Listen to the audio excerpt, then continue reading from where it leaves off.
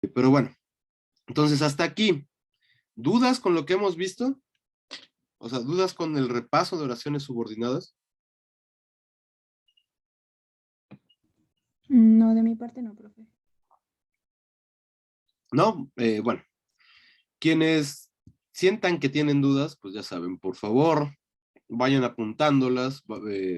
Todavía hay tiempo de preguntar. Yo sé que el examen ya es la próxima semana, no, todavía no, dentro de semana y media, ¿no? Pero bueno, ya casi está a la vuelta de la esquina, entonces, pues es importante que les quede todo claro, ¿no? Sobre todo pensando que además, pues ya, no volveremos a tomar esta materia y entonces, pues es algo que necesitan saber. Pero bueno, entonces nos habíamos quedado con las oraciones subordinadas adverbiales.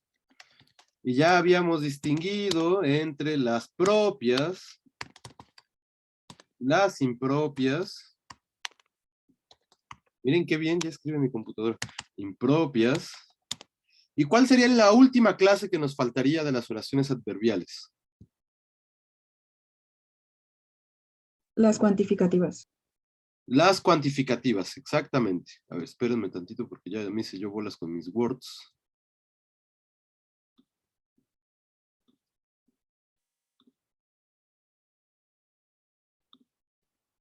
Ahí está. Las cuantificativas. Y entonces, las cuantificativas.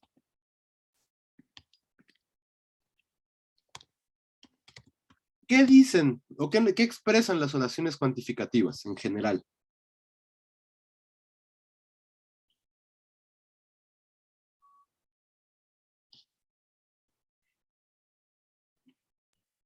Pues expresan un grado de intensidad. Expresan, por lo menos algunas, expresan una intensidad. ¿Qué más?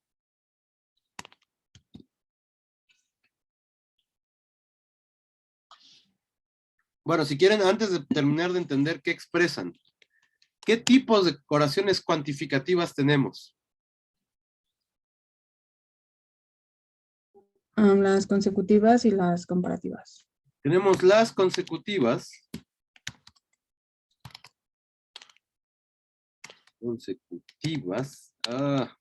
Bueno, sigue siendo un poco caos, pero ya no tanto. Consecutivas y las comparativas. Y entonces ahora se mencionaba que las consecutivas, que las cuantificativas expresan un grado de intensidad.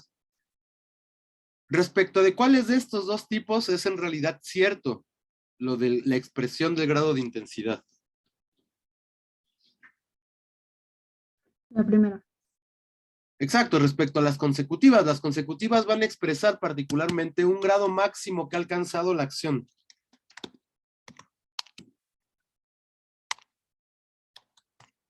Y entonces, pues si las consecutivas son las que expresan la intensidad, pues ¿qué hacen las comparativas?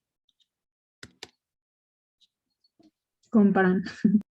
Comparan, pues sí, suena así como de esas tautologías que uno dice, pero pues a pesar de que es tautológico, pues es verdad, ¿no? O sea, las comparativas comparan dos elementos distintos y establecen un grado, efectivamente, respecto de estos dos elementos que están siendo comparados. Y bueno, justo como dice Etienne, ¿no? Comparan proposiciones que se parecen entre sí.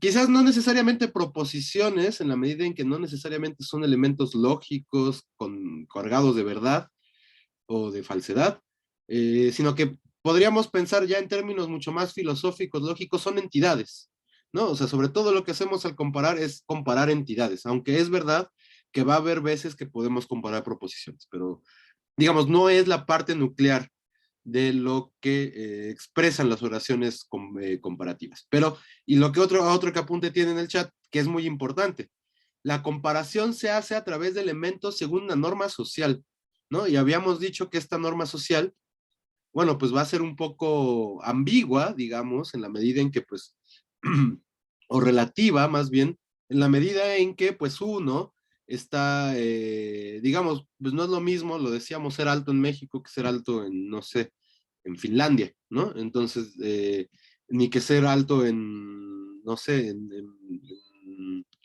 Ay, ¿cómo se llama esta isla que tiene, en África, que tiene gente muy pequeña?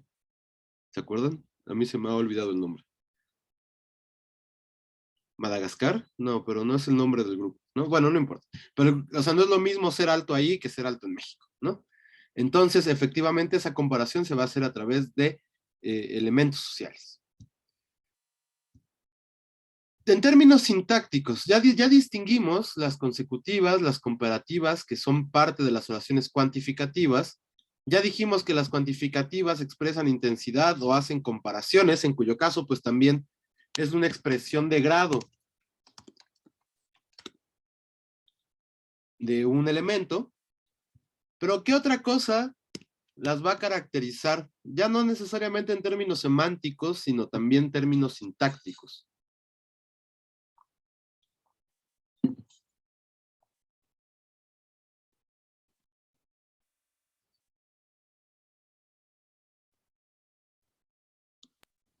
Que se trata de formas discontinuas.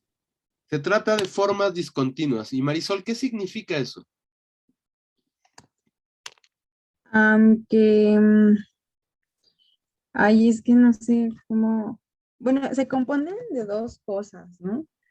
Eh, de, por ejemplo, en las consecutivas está el qué y el cuantificador.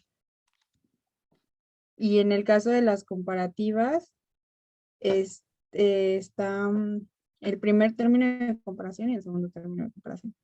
Exacto. O sea, sobre todo pensando en que en las comparativas hay un primer término y hay un segundo término. Cuando hablamos de formas discontinuas, creo que ya lo habíamos medio intentado definir cuando las veíamos, es justamente esto que dice Marisol, ¿no? Que tenemos dos elementos distintos, marcados en las oraciones, pero en realidad la lectura general de consecución y de comparación se obtiene exclusivamente con la concurrencia de ambos elementos. Es decir, si aparece uno solo, bueno, a lo mejor pragmáticamente se entiende que estamos haciendo una comparación, pero si solo tuviéramos una oración con un solo término de comparación, pues en realidad, en términos estrictos, no podríamos saber de lo que estamos hablando. Con las consecutivas es más claro, ¿no? Porque, digamos, pues bueno, a lo mejor en ciertos contextos uno puede interpretar cuál es la consecución de decir algo como durmió tan poco, pero, digamos, ahí sí efectivamente ya no hay ningún elemento que esté permitiéndonos saber de qué estamos hablando si no lo marcamos. Y entonces efectivamente, pues necesitamos los dos elementos, por ejemplo, en las consecutivos tanto que o tan algo que, etcétera, que nos van a permitir generar esta lectura en particular. Y entonces justamente a eso nos referimos con que son formas discontinuas, y como ya apunta Marisol, efectivamente los dos tipos de oraciones cuantificativas van a ser formas discontinuas, ¿no? Eso es lo que las distingue en última instancia del resto de oraciones adverbiales, que si bien las condicionales, por ejemplo, o incluso las concesivas, requieren también la expresión de dos elementos, perdón, se ve que la relación lógica entre ambos es completamente distinta. Entonces, justamente vamos a hablar de cuantificativas como formas discontinuas. ¿Esto, perdón, queda claro?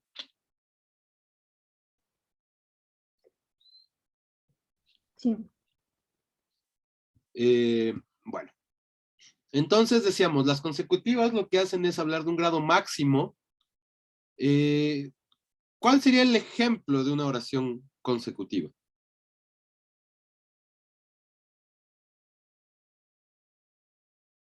No sé, algo como comí tanto pozole que me duele la panza. Comí tanto pozole que me duele la panza. Ay. Y entonces efectivamente tenemos la expresión de un evento que es comer tanto pozole y la consecuencia de comer pozole que es doler la panza. Y específicamente además, o sea, lo que tienen en particular las consecutivas es que estos elementos como tanto o tan nos van a permitir hacer cierto énfasis justo en el grado máximo de la propia oración, es decir, digamos algo así, hay como una norma de comerse un plato de pozole Y eso, digamos, en términos normativos, o sea, en lo que es más general en las comunidades, pues pongamos del centro de México, está bien, ¿no? No te hace daño, no te pasa absolutamente nada. Pero si uno sobrepasa esa condición y entonces echa 2 platos de pozole, se vuelve ya una exageración, digamos, respecto de esa norma, y eso es lo que está indicando este tanto, ¿no? Es sobrepasar de alguna manera la norma o de lo esperable de un evento. Y bueno, entonces vamos a tener que la segunda parte, la consecuencia, va a estar marcado con qué. Que bueno, esta conjunción, este elemento que llamamos conjunción, que une unidades, pues justamente lo que hace es indicarnos la consecuencia. Y entonces, en ese sentido, lo que es importante recordar es que este tipo de oraciones son semánticamente inversas a las causales. Es decir, en las causales se indica la causa, y en estas la causa está marcada como la oración subordinada y en realidad es la consecuencia, perdón, más bien la consecuencia está marcada como una oración subordinada y la causa es la oración principal. En ese sentido es que son como, digamos, oraciones espejo, con la diferencia de que las consecutivas van a tener la marca de además la intensidad, ¿no? Este tanto o tan. Y entonces, bueno, esas van a ser nuestras oraciones consecutivas. Con estas, ¿hay alguna duda? No, profe, todo bien. Todo mundo está de acuerdo con que todo bien. Sí, profe. Ok. Etienne, ahora acabo de ver tu comentario. No tenemos oraciones independientes, pero no sé a qué se refiere. ¿Podrías, nomás para entender si es una pregunta o algo que hay que explicar, podrías clarificar el sentido de no tenemos oraciones independientes, por favor? Y bueno, mientras hace Etienne esa glosa a su comentario, pues pasemos a las comparativas. ¿Qué va a distinguir a las oraciones comparativas? ¿Cómo podemos clasificarlas? Pues en un primer nivel están las de igualdad y desigualdad. Tenemos las de igualdad. Bueno, dice Tien que ya tampoco se acuerda de exactamente qué era lo que se refería, pero bueno, si te acuerdas en algún momento y crees, Tien, que es necesario clarificarlo, por favor no te guardes la pregunta y en el momento en que te acuerdes, hazlo.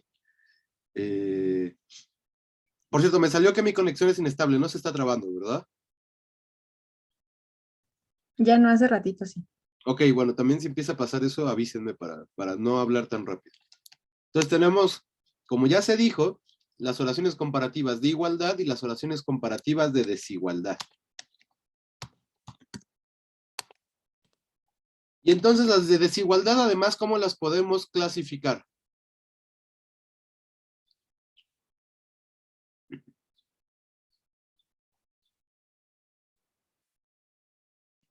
Serían de superioridad y de inferioridad, perdón.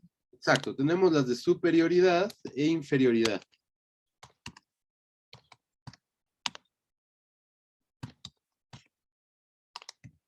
Y entonces, bueno, de nuevo, en estas tautologías que tenemos en la clasificación lingüística, pues las de igualdad, pues justamente suponen una igualdad, ¿no? Digo, ya sé que advertí que iba a ser una tautología, y entonces estas de igualdad lo que hacen es establecer una comparación entre dos elementos o más que suponemos son exactamente iguales respecto a lo que los estamos comparando.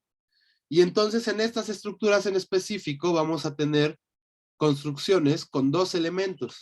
Por un lado va a estar marcado uno con tanto y por otro el segundo va a estar marcado con como. O por tan, ¿no? Este tanto en realidad también puede ser tan. Y entonces tenemos oraciones como Juan es tan alto como María. Y entonces estamos diciendo que respecto a la altura, que es el adjetivo que está marcado en este caso, Juan tiene exactamente la misma condición que María. Y entonces estos dos son nuestros dos entes comparados, el primer término de la comparación y el segundo término de la comparación. Y el adjetivo lo que nos está indicando es respecto a qué elemento estamos ejerciendo esa comparación. Y justamente la estructura tanto como lo que nos va a permitir establecer es justamente esta relación de igualdad entre las dos personas. Entonces, digamos, en realidad las oraciones comparativas no son mucho más complejas que eso. Pero bueno, hasta aquí con esto, ¿hay alguna duda? No, por el momento no. Bueno, y entonces las de superioridad e inferioridad, ¿cómo las vamos a, cómo las identificamos?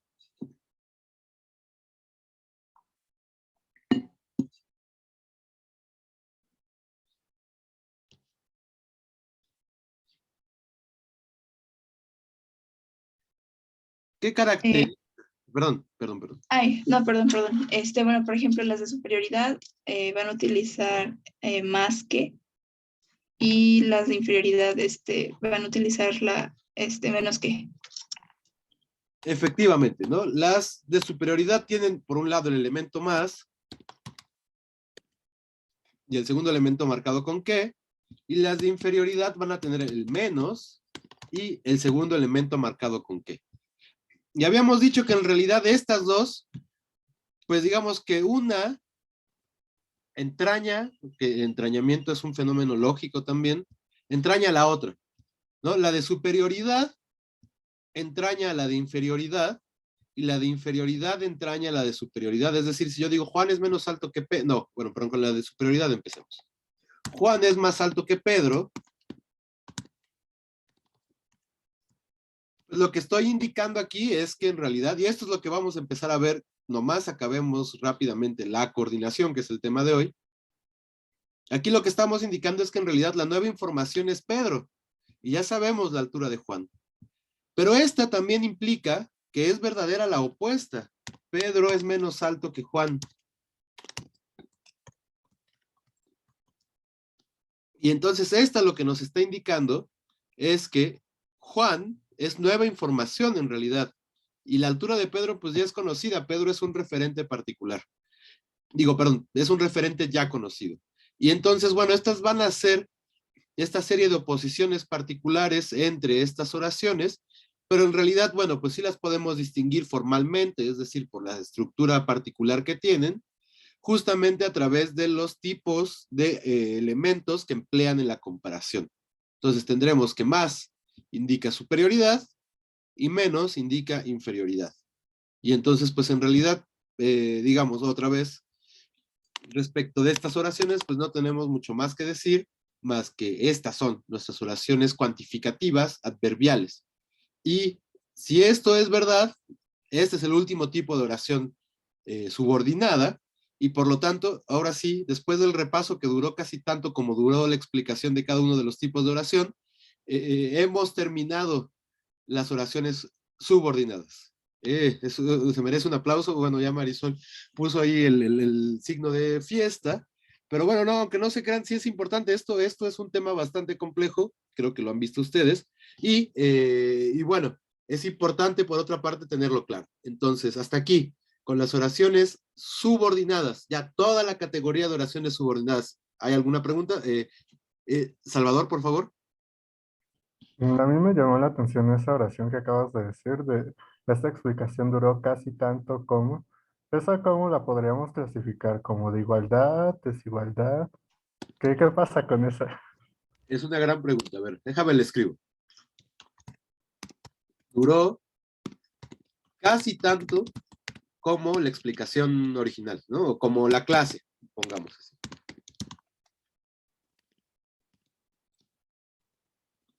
¿Cuál es aquí, respecto de estas oraciones como mucho más prototípicas que hemos estado revisando, cuál es la diferencia con esta? ¿Qué elemento está de más? El No. casi brinda como parcialidad, no es por completo. Exacto, ¿no? Digamos, el elemento casi lo que está indicando es que hay un tipo de comparación de igualdad, pero en última instancia el verdadero significado de esta oración pues es más bien de desigualdad, y no solo de desigualdad, sino de inferioridad. Lo que estamos diciendo cuando utilizamos este casi, que deberíamos identificar, lo voy a poner acá abajo, como un cuantificador. O sea, lo que hacen los cuantificadores en general como clase de palabra si es que aceptamos que los cuantificadores son una clase de palabra, no necesariamente tenemos que hacerlo. Es, otra vez, como tautológicamente lo dice su nombre, cuantificar. Cuantifican, y entre estos, pues justamente están tan, ¿no? Están tanto, están más, están menos, etcétera. Habrá quien diga, están los numerales, y entonces lo que hacen es indicarnos qué tanto sucede la acción o qué tantos elementos de una entidad hay en el mundo. Y entonces lo que particularmente hace CASI, semánticamente hablando, tiene un significado muy peculiar, ¿no? Muy gramatical. Es decirnos que el segundo término de la comparación, bueno, o en este caso, el primero,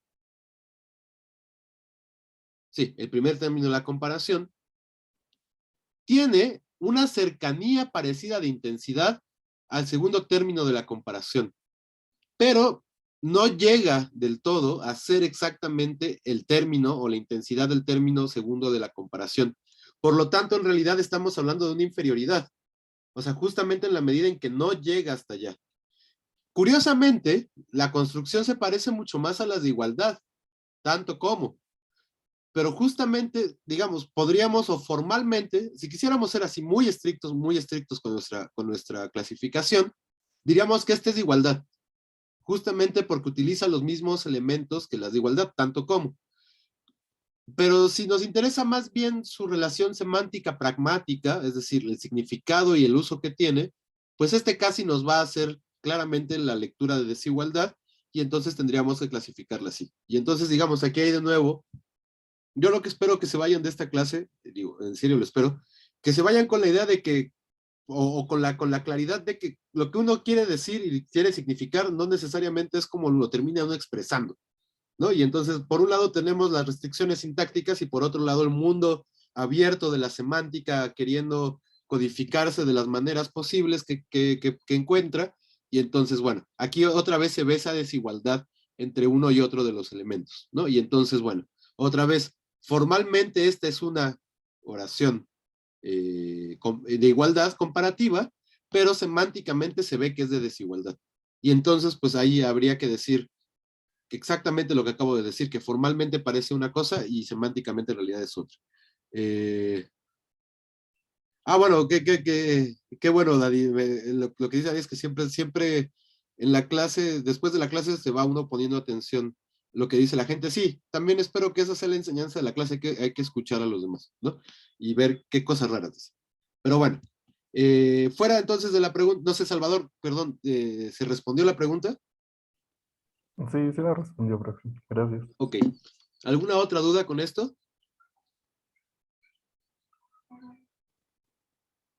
No, hasta aquí entonces. Ay, perdón, no sé a quién interrumpí.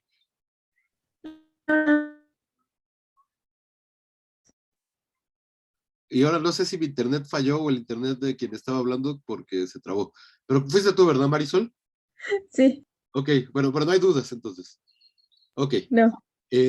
Bueno, entonces si no hay dudas, nada más, entonces les voy a pedir que me den un minuto porque me siento un poco mormado y me quiero ir a sonar la nariz y no lo voy a hacer frente a ustedes, ¿verdad?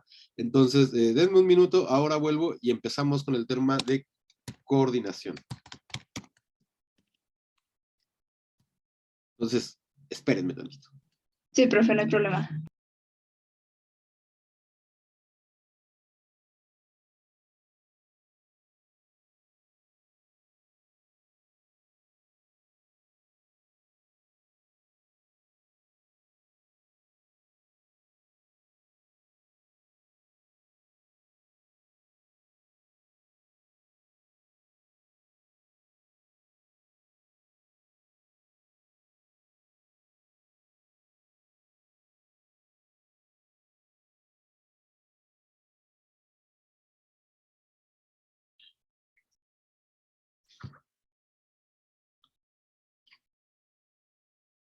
Listo. Bueno, gracias por su minuto de espera.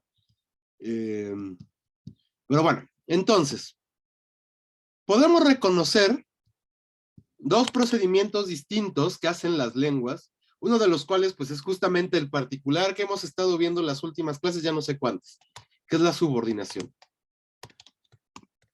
Como lo dice su nombre otra vez, no es que a veces de verdad que los nombres de las categorías lingüísticas son muy claros respecto a lo que uno quiere dar a entender. Como lo dice su nombre, lo que hace la subordinación es introducir una oración dentro de otra. Y entonces, bueno, de esta idea de introducir una oración dentro de otra, pues además con las oraciones sustantivas es muy clara que no solo introduce una oración, sino que además le otorga funciones específicas dentro de esa oración. Y entonces, bueno, tenemos oraciones que funcionan como sujetos, oraciones que funcionan como objetos directos, etcétera, etcétera, etcétera, etcétera, ¿no? Es decir, tienen un papel que jugar estas oraciones dentro de lo que llamamos la oración principal, que es la que en última instancia está, digamos, gobernando a la otra oración. Y de ahí la idea de subordinación, de hecho, ¿no? Es decir, la idea de dependencia de un elemento regido o gobernado por otro elemento. Y entonces, pues bueno, decíamos, ¿no? En las oraciones subordinadas particularmente, pues lo que tenemos es una relación, insisto, jerárquica, en donde un elemento es más importante que otro. Es más importante el elemento de la oración principal que el elemento de la oración subordinada. Y entonces, hasta ahí, así esa idea general que parece que no tendría que ser más problemática. ¿Queda clara? O sea, sí se logra observar esta condición de una oración que es dependiente de otra. Sí. Todo el mundo ve eso, ¿verdad? Necesito que me digan que sí, si no, tenemos que regresar, porque si no, no vamos a entender esta otra parte. Sí, profe. Ok. Bueno, digo, necesito que me digan que sí, y al segundo sí digo, bueno, está bien. Pero bueno, ya saben, cualquier duda, en verdad, háganla. Entonces, la coordinación, por su lado, en contraposición con la subordinación, lo que hace es justamente indicarnos una relación de igualdad.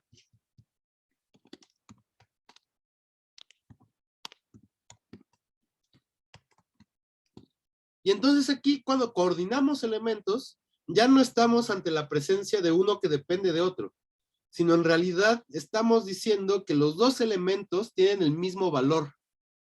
Y tanto tienen el mismo valor que de hecho la coordinación solo relaciona elementos del mismo valor sintáctico.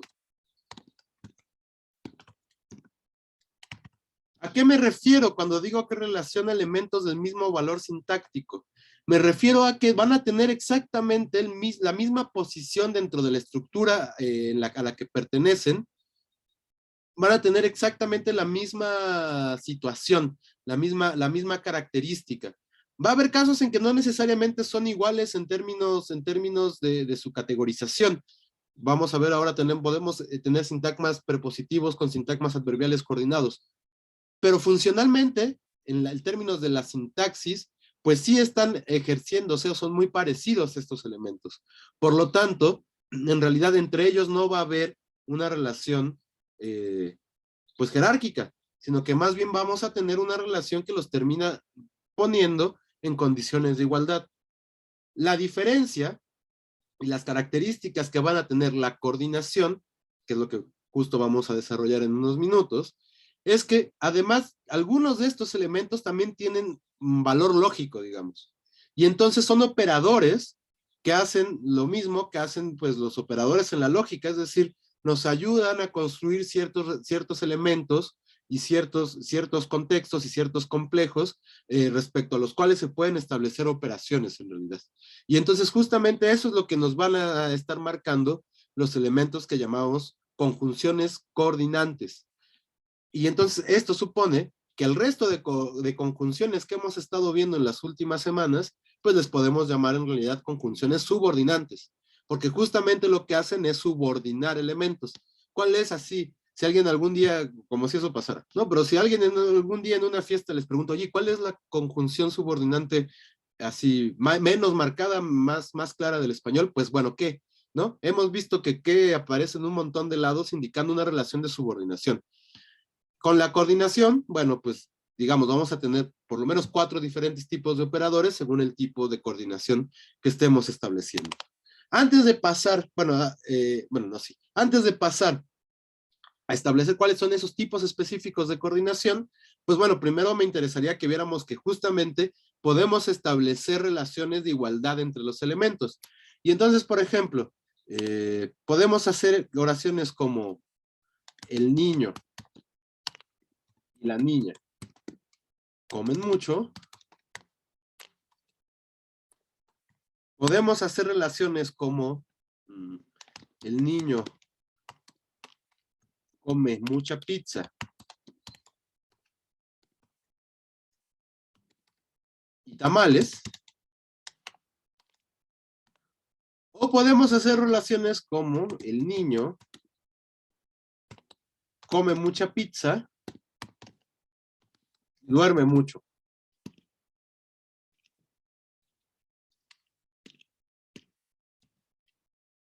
La que se quedó sentida fue la letra C. Se dan cuenta que luego no la escribo. Y duerme mucho. ¿Qué pasa en la primera oración? El niño y la niña comen mucho. ¿Qué elementos están coordinados? Los sujetos. Los sujetos. Y entonces, digamos, tenemos este elemento que tiene una función de sujeto, pero ¿qué tipo de elementos, en términos categoriales, están coordinados? ¿Qué son estos elementos aquí? Además de que son sujetos, sí, claramente son sujetos. Sustantivos. Son sustantivos. Pero no solo están coordinados los sustantivos, en realidad están coordinados los sintagmas nominales. Cada uno tiene su artículo. Podríamos ponerles adjetivos para que sea más claro que ahí hay toda una estructura, como el niño alto y la niña chiquita comen mucho, ¿no? Y entonces fíjense, o sea, en realidad están estructurados, están coordinados elementos que estructuralmente son parecidos, que son sintagmas nominales, cada uno de ellos tiene su propia independencia. Y efectivamente, entonces lo que está haciendo, aquí nótese que la conjunción coordinante es sí. Lo que está haciendo la I justamente es establecer la relación de sumatoria, digamos, entre estos elementos, el niño alto y la niña chiquita. Y encima, bueno, por su posición en la estructura, porque son, digamos, el tema del que estamos hablando, etcétera, pues bueno, son el sujeto. Y bueno, o sea, en el último instante, en el último caso, son tanto una unidad, que a pesar de que son dos sintagmas nominales distintos, ¿cómo los interpreta el verbo?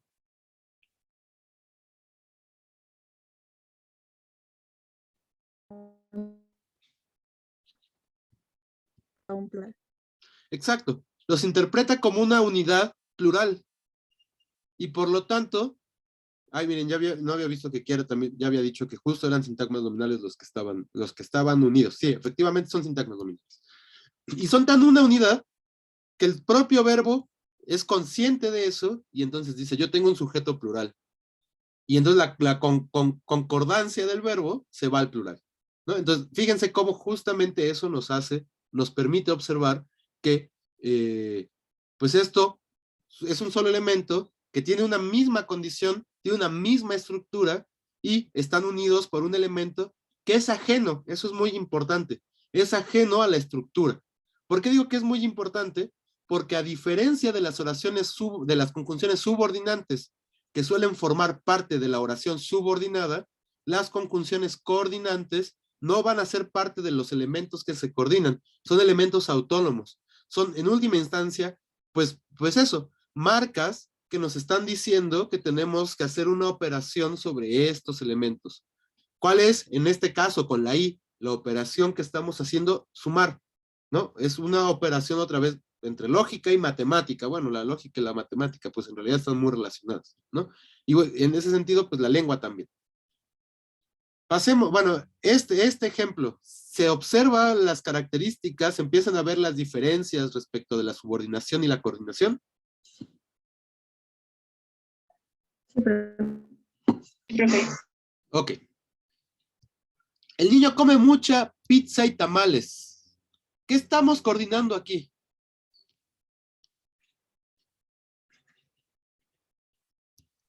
Igual dos sintagmas nominales que funcionan como objeto directo. Pueden ser, justamente, no, lo primero que tenemos que observar es que aquí la función sintáctica es otra. Ya no estamos hablando de sujetos, estamos hablando particularmente de objetos directos, que es el objeto directo del verbo comer. Por supuesto que, bueno, aquí el verbo en español no nos va a decir mucho respecto a si estos elementos están considerados como una pluralidad o no. Pero además, fíjense, voy a quitarle el mucha, porque a lo mejor el mucha va a meter un poco de ruido. El niño come pizza y tamales. ¿Qué particularidad tenemos en oposición a esta de acá, entre pizza y tamales?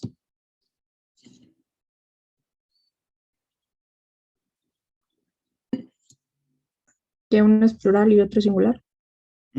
Bueno, digamos, sí, el número efectivamente es distinto, pero podemos ponerlo en plural y no pasa nada. Come pizzas y tamales, para quitar toda esa otra, todos esos distractores que efectivamente están ahí. ¿Qué diferencia hay entre estos dos elementos y los elementos de acá?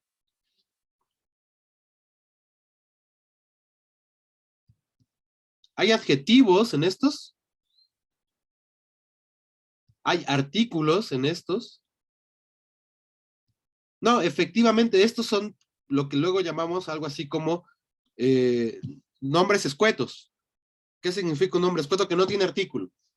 Y entonces, lo que podemos hipotetizar, por lo menos de estos dos, habría que tener mucha más sensibilidad sintáctica y quizás aplicar algunas pruebas para efectivamente comprobarlo, es que en realidad aquí lo que tenemos coordinados, a diferencia de acá, no son sintagmas nominales, sino en esta ocasión efectivamente lo que sí son sustantivos, son núcleos sustantivales. Y por lo tanto, o sea, el interés de este ejemplo en específico es que empecemos a ver que la coordinación, así como decía, pues es que establece relaciones entre elementos de la misma condición sintáctica, pues esos elementos de la misma condición sintáctica pueden ser cosas distintas. Tenemos sintagmas aquí, que pasa, por ejemplo, también si hacemos una oración como el niño duerme en la cama y en el suelo, ¿no? Aquí claramente lo que tenemos más, también, además de su función sintáctica particular, que serían pues complementos circunstanciales del lugar, son además sintagmas prepositivos. Y entonces, el elemento y está uniendo elementos de la misma condición sintáctica, sintagmas prepositivos. Aquí está uniendo sintagmas nominales. Y aquí está uniendo, pues, nombres. Probablemente tendríamos que proponer que todo esto en realidad es lo que forma el sintagma nominal. O sea, tendríamos un solo sintagma nominal conformado por dos nombres coordinados por la conjunción y. Mientras que aquí tenemos dos sintagmas nominales distintos, ¿no? Espero que se vea la diferencia y si no la están viendo, por favor, díganme. Aquí lo que tenemos, pues es un complemento circunstancial formado por dos sintagmas prepositivos, en el suelo y en la cama. Y cada uno de ellos, digamos, es independiente del otro, pero están relacionados entre sí, nuevamente, por la conjunción y. Y entonces, pues ya, o sea, la conclusión un poco lógica de esto que hemos estado diciendo es que, pues si podemos unir sintagmas, podemos unir núcleos de sintagmas, pues podemos unir otras cosas, como el ejemplo, el niño come mucha pizza y duerme mucho. ¿Qué es lo que está unido aquí?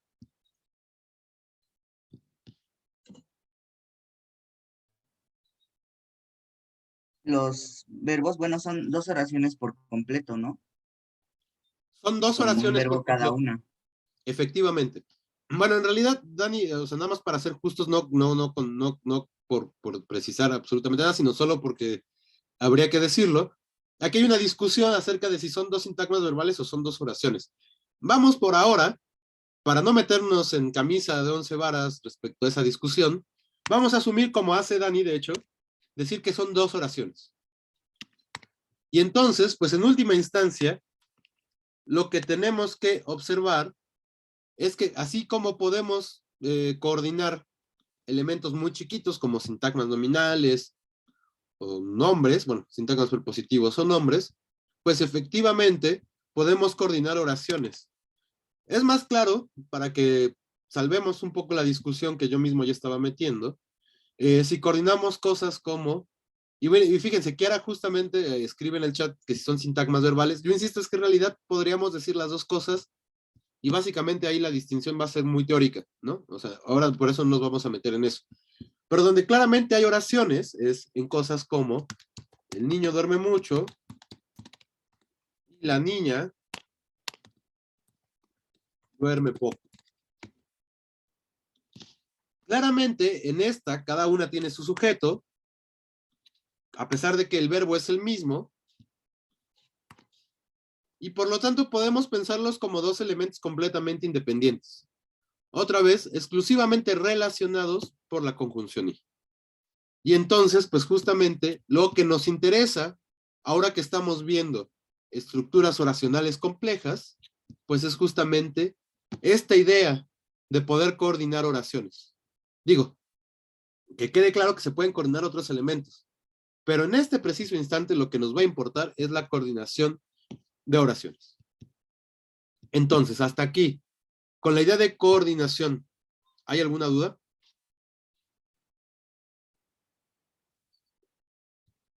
Dani.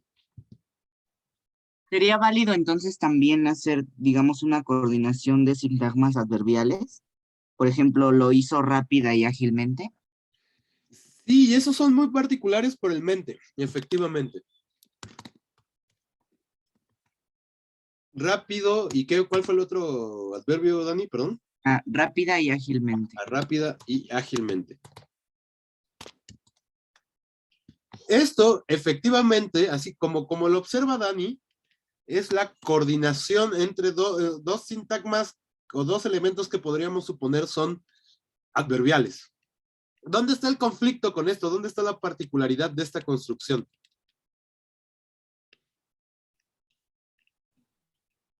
Le está quitando el mente a uno, ¿no? Pero, o sea, se le brinda en la otra parte. Exacto. Se le está quitando el mente a rápido y solo aparece en una ocasión. Y de hecho, si yo digo, lo hizo rápidamente y ágilmente, ¿qué también le suena a esa oración? Muy cacofónica.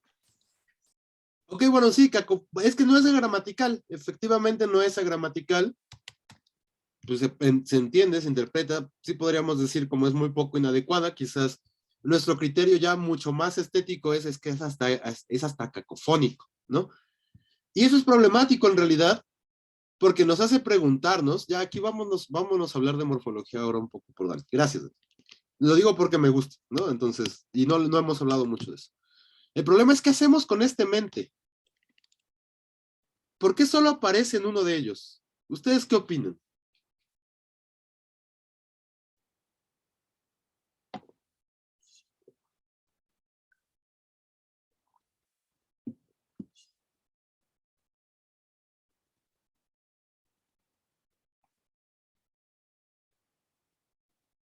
¿Qué creen? Ay, Perdón, perdón. perdón. Bueno, pues precisamente yo diría que para evitar esa cacofonía y no sé, es como sacar factor común, ¿no? Perdón, no te escuché bien, Marisol, perdón. Que yo digo que es para evitar esa cacofonía y es como sacar factor común. Sacar un factor común. Ajá. ¿Cómo explicarías O sea, eso? Más bien creo pues que... por ejemplo en mate, ¿no? Cuando tienes AX más BX, pues tu factor común es X, entonces ya nada más puedes poner X, paréntesis, A más B. Algo así. Entonces, aquí el X sería el mente y el A más B sería rápida y ágil. Ok, digamos, entonces, lo que dice Marisol, voy a interpretar tu criterio matemático y en términos lingüísticos, a ver si me sale bien. Lo que dice Marisol es que como los dos elementos están categorizados con este mente que hace adverbios sobre bases adjetivas, es decir, uno le pega mente a adjetivos y mágicamente, como ese que acabo de hacer, obtiene adverbios. ahí hay un problema lingüístico respecto a qué es adverbio. Ya hemos dicho que nadie sabe qué es adverbio. Bueno, sí sabemos que es adverbio, pero no todo lo que decimos que es adverbio en realidad es un adverbio. Pero estos claramente son adverbios de manera, son el prototipo nuclear de lo que es un adverbio. Es decir, modifican, establecen particularidades respecto del sintagma verbal, respecto de la oración, ¿no? Establecen la manera en que se realiza. Y esos son los prototipos de los significados adverbiales, y en español claramente ahí tenemos adverbios, ¿no? Ahí sí nadie lo va a negar. Y la condición de que estos dos elementos tienen que ser analizados como adverbios, pero pues están coordinados, y al estar coordinados, pues sabemos que son elementos. Fíjense, esa sería una posible explicación, que justamente es lo que está diciendo Marisol. Son elementos del mismo valor, porque sabemos que están coordinados y sabemos que la coordinación, digo, lo sabemos nosotros como nativo hablantes, necesita venir lingüista para formalizarlo si quieren, pero en realidad nosotros lo sabemos porque hablamos esta lengua y porque estas operaciones están ahí en nuestra cabeza de alguna manera, ¿no? Independientemente de qué manera y en dónde esté, ¿no? Eso ya es otra discusión. Pero bueno, y entonces, asumiendo que efectivamente estamos coordinando elementos del mismo valor, pues hay un factor común, ¿no? Y entonces no es necesario que aparezca ese factor común en los dos elementos. Y entonces pasaría la operación que propone Marisol, ¿no? Que de hecho, eso sería, escribir una gramática implicaría tener una regla como esa. Ante la igualdad de elementos, pues simplemente manténgase en la igualdad de elementos coordinados aquello que no es igual. En este caso, pues lo que tiene contenido léxico, o sea, lo que indica de qué manera, mientras que mente solo nos está diciendo esto es una manera. Entonces, efectivamente, esa sería una explicación muy formal de lo que está pasando. ¿Alguna otra idea de qué está pasando aquí con estos elementos?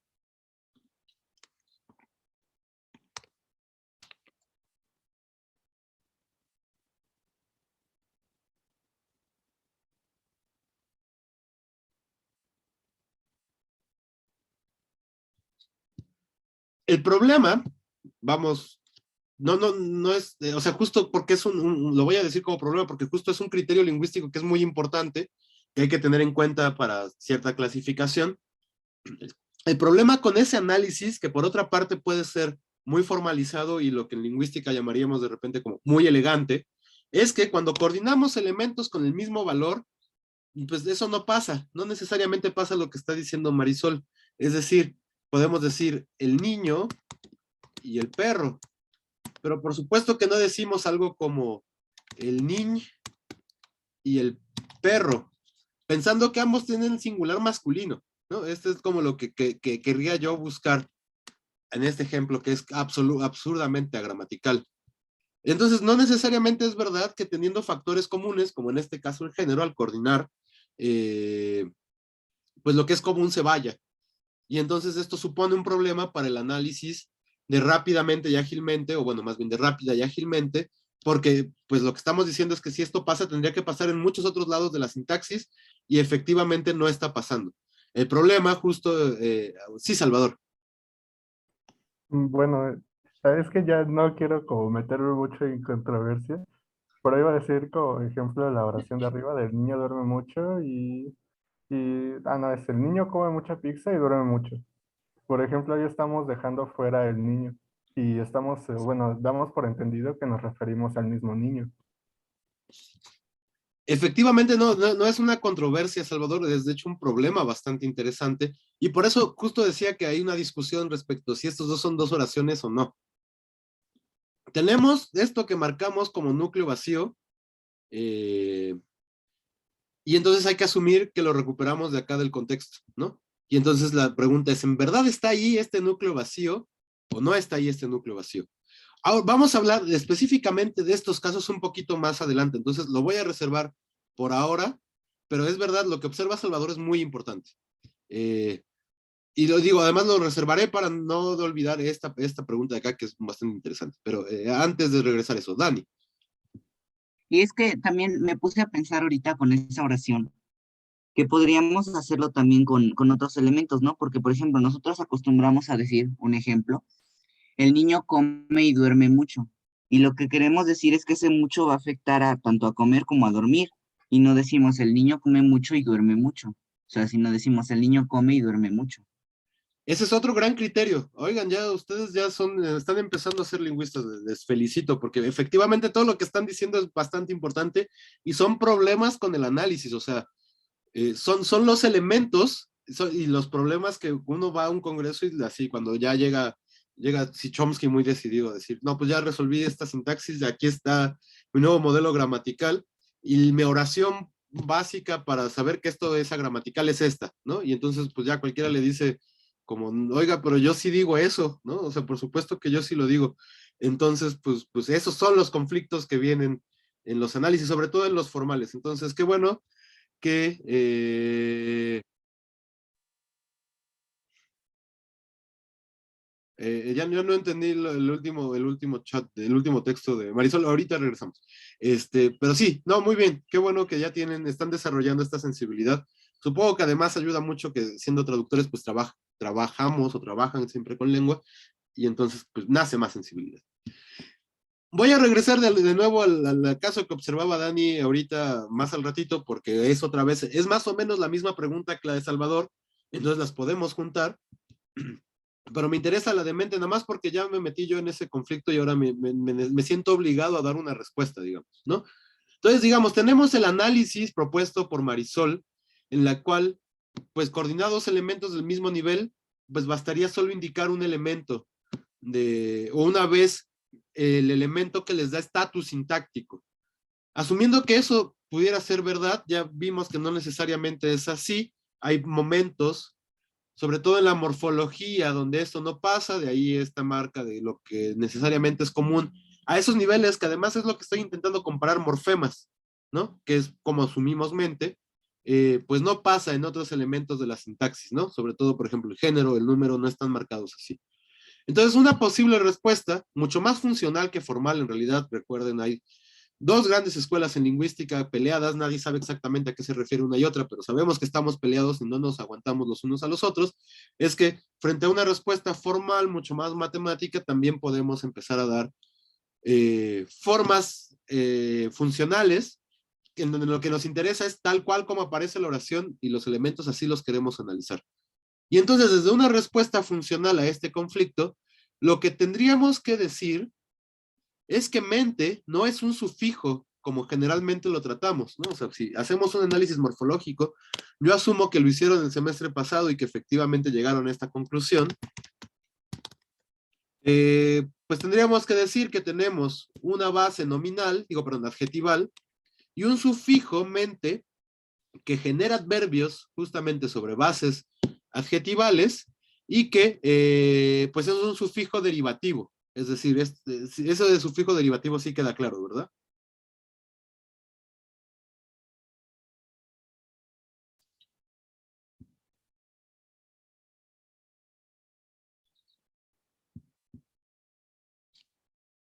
Eh, Vuelvo a preguntar, ¿la idea de sufijo derivativo queda clara?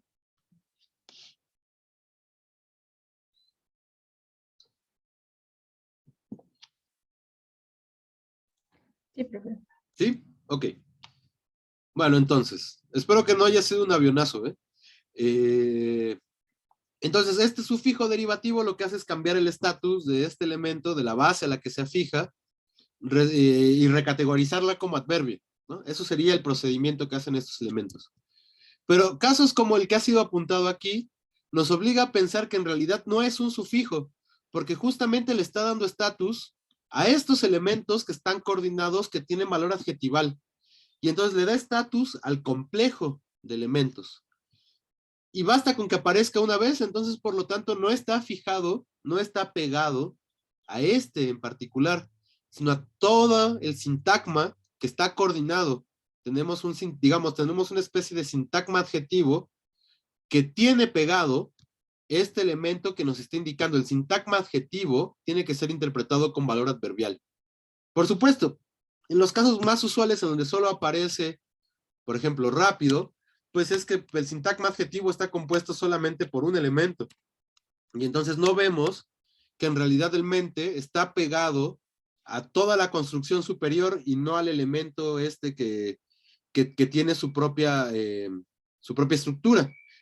Pero justamente cuando los coordinamos, surge como esta particularidad en la cual solo basta una ocurrencia de mente para categorizar a los dos elementos como adverbios.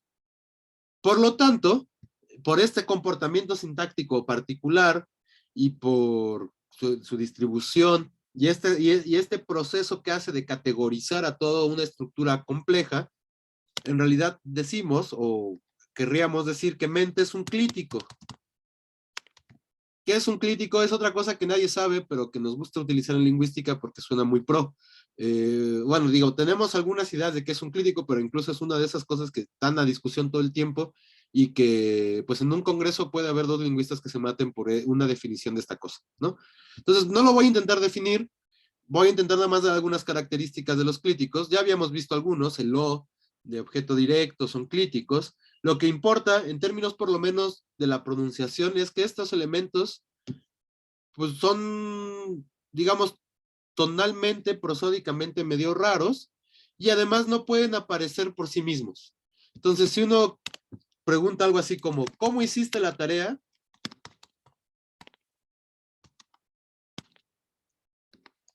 Ay.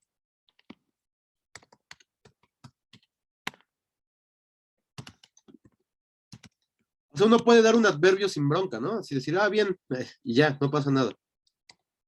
Pero nadie va a responder mente. Entonces, este mente no puede ser por sí mismo una emisión. Esa es otra característica de los clíticos. Entonces, bueno, pues tendríamos morfológicamente, lo representamos con un signo de igual, por eso aparece este signo de igual ahí. Y entonces, bueno, mi personal análisis es que efectivamente mente es un clítico del sintagma adverbial, digo, del sintagma adjetivo, y que recategoriza el sintagma adjetivo como adverbio o como sintagma adverbial. Pero bueno, otra vez, esto es una discusión que no va a acabarse. Efectivamente, hay lingüistas que van a sostener lo que sostenía Marisol, que en realidad ante lo igual, pues desaparece uno de esos elementos y pues eso en realidad va a ser un conflicto teórico, otra vez, que no vamos a resolver en esta clase, pero bueno, por lo menos váyanse con la idea de que nada está resuelto en lingüística y si, como dice Dani, bueno, yo sé que ustedes más bien trabajan con la lengua más que analizarla, pero bueno, de todos modos la lengua nos pone problemas, ustedes van a tener que resolverlos y eso va a implicar análisis. Entonces, pues qué bueno que además ya tengan, ¿no? Y puedan desarrollar sus propias hipótesis. De ahí, pues, después se me van a un posgrado en lingüística porque lo hacen bastante bien, ¿no? Pero bueno, con lo de mente, ¿hay alguna duda hasta aquí?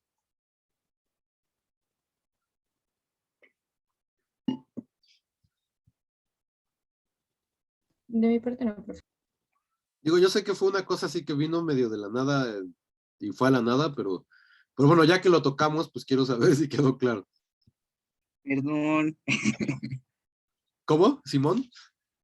No, perdón por Ah, sacarlo. no, Dani, al contrario, o sea, qué bien que lo sacas porque justo nos obliga a ponernos más las pilas todavía.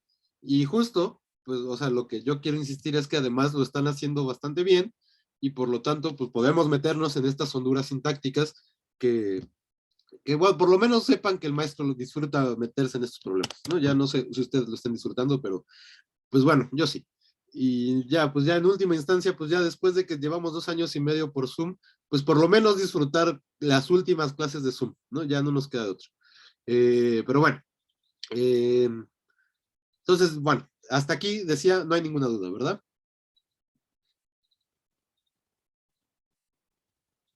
No, profe. Ok. Entonces, antes de pasar a la pregunta que había hecho Salvador y el comentario de Dani respecto del mucho, que efectivamente, yo insisto, solo quiero que sepan que son conflictivos, lo que traen al análisis, pues antes de eso, por lo menos intentemos categorizar qué tipos de coordinación tenemos. Y vamos a tener 3 tipos de coordinación. Uno es un término que ya hemos usado con otro sentido, pero que también aparece cuando categorizamos la coordinación, la coordinación copulativa. Vamos a tener la coordinación disyuntiva y vamos a tener la coordinación adversativa.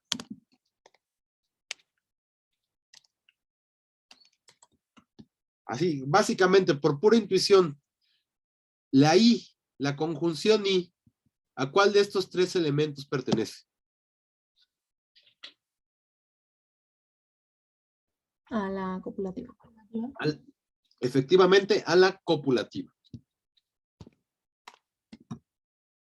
Y entonces lo que van a hacer la coordinación copulativa es una adición, ¿no? Yo les he dicho que la operación que tenemos aquí es una suma.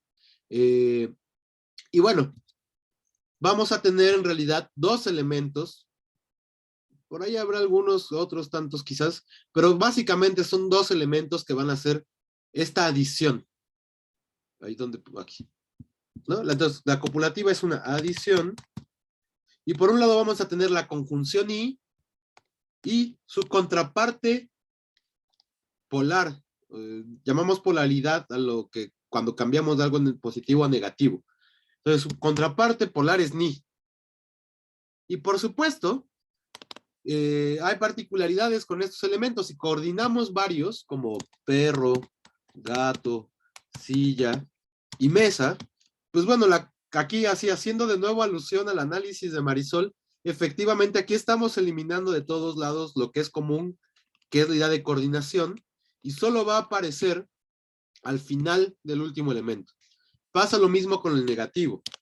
Tenemos algo así como, aunque empezaríamos marcando por lo menos el primero para indicar que es negativo. Ni Juan, no, fíjense, en este sí aparecen, aunque sí se puede. Ni Juan, Pedro, María, ni Mario. Pero necesitamos la ocurrencia general más de ni, justamente por esta situación de negatividad. Lo más natural es ponerlo en todos lados. Igual se puede hacer esto. Pero con la positiva, claramente, pues podemos hacer estas estructuras y va a ser muy común que en la coordinación, por lo menos entre esta y la disyuntiva, podamos establecer justamente esta característica en que el último elemento va a ser el único marcado por la conjunción I. Y entonces, bueno, otra vez. ¿Qué hacen las copulativas? Hacen una adición. Decía que podíamos tener otros elementos que pensados como copulativos, pues él también, ¿no? También establece una igualdad y una sumatoria de elementos, pero es menos prototípico y tiene ciertos significados particulares que no necesariamente lo hacen siempre una oración, una conjunción copulativa. Y ni, que son otra vez, sobre todo I, claramente es un operador lógico, bueno, ese sí no va a tener ningún problema, ¿no? O sea, claramente es una cosa que está coordinando en términos copulativos, está sumando elementos. ¿Sobre esto hay alguna duda? No, después de que ya pasamos por las subordinadas, esto parece pan comido, ¿no? Y efectivamente es mucho más sencillo. ¿Cuáles creen que sean las disyuntivas?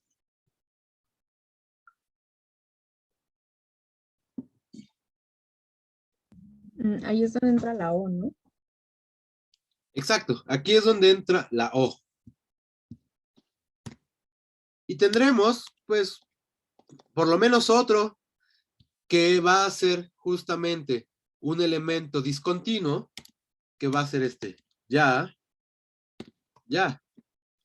Como ya sea Pedro, ya sea María, estamos haciendo exactamente lo mismo que con la O. Y entonces, ¿qué significa esta idea de disyunción? ¿A qué estamos haciendo referencia cuando hablamos de disyunción?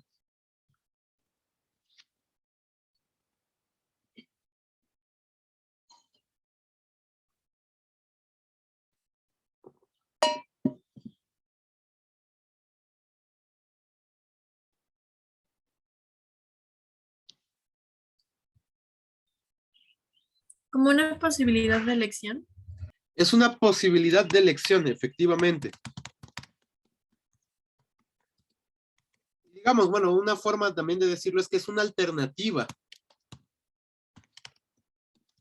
entre los miembros.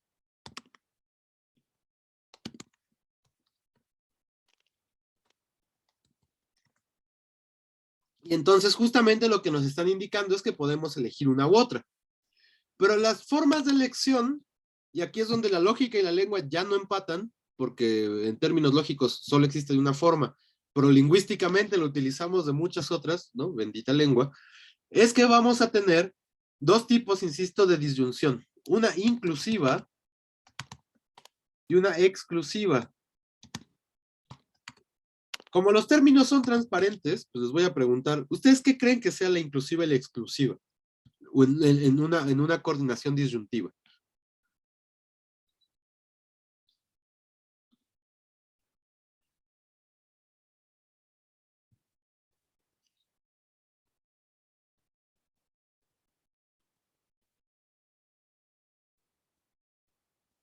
La exclusiva me suena a que a fuerza tiene que ser uno u otro, o sea, no, Exacto, siempre hay que elegir, ¿no?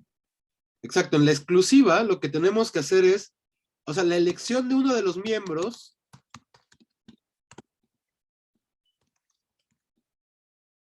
elimina la posible elección del otro.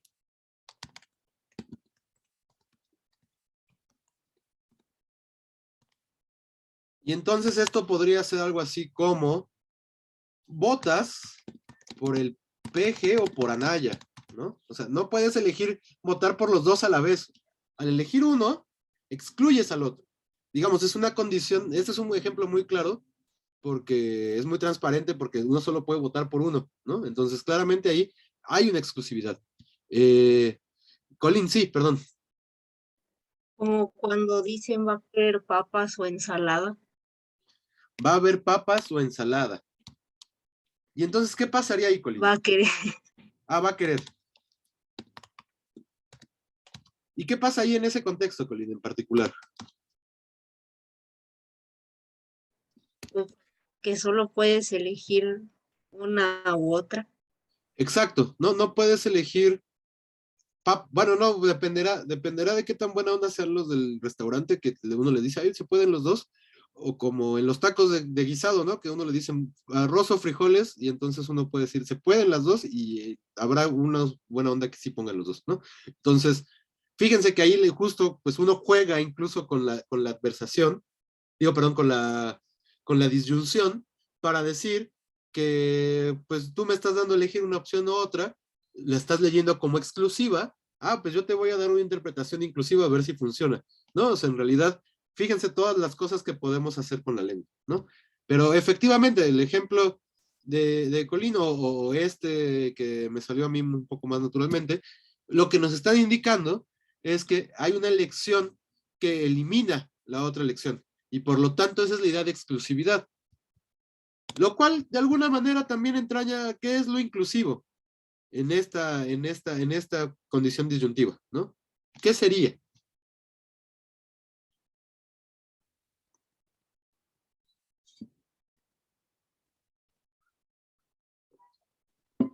Tal vez que aunque tengas solo dos opciones, tienes la posibilidad de escoger las dos. Exacto, ¿no? La elección de uno no va a eliminar la posible elección del otro.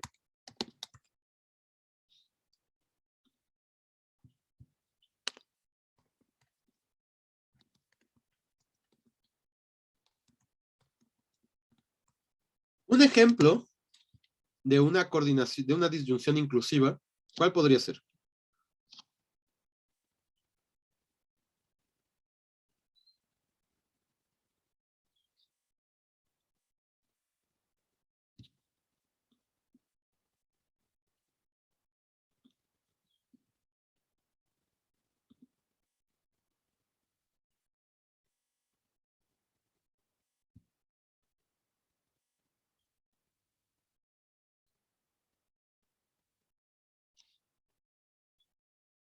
¿No? ¿Alguien? Un ejemplo de esto.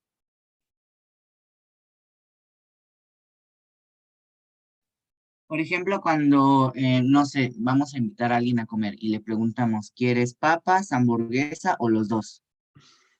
¿Quieres? Y es que además ahí, como dice Daniel, además somos muy claros, ¿no? Porque le decimos, o los dos, ¿quieres papas? O refresco. No, perdón, ¿cuál fue? O hamburguesa, ¿verdad? Ajá. O los dos. Y entonces, lo que estamos aquí haciendo en el específico caso que nos propone Dani, es que el primer elemento tiene que ser entendido como una, perdón, exclusividad. Y el segundo elemento coordinado, o los dos, en realidad ahí tiene una lectura inclusiva y entonces estamos siendo abiertos respecto a la posibilidad de elegir ambos elementos ante la posibilidad de que discursivamente haya sido interpretado como que solo podíamos elegir uno u otro, ¿no? Entonces justo, claro, si uno pues no se invita a comer a alguien y quiere verse bien, pues justamente va a decir algo como lo que acabamos de hacer.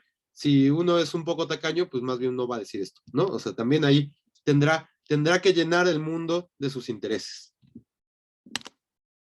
Hay un caso específico, esto lo digo nomás porque me parece interesante.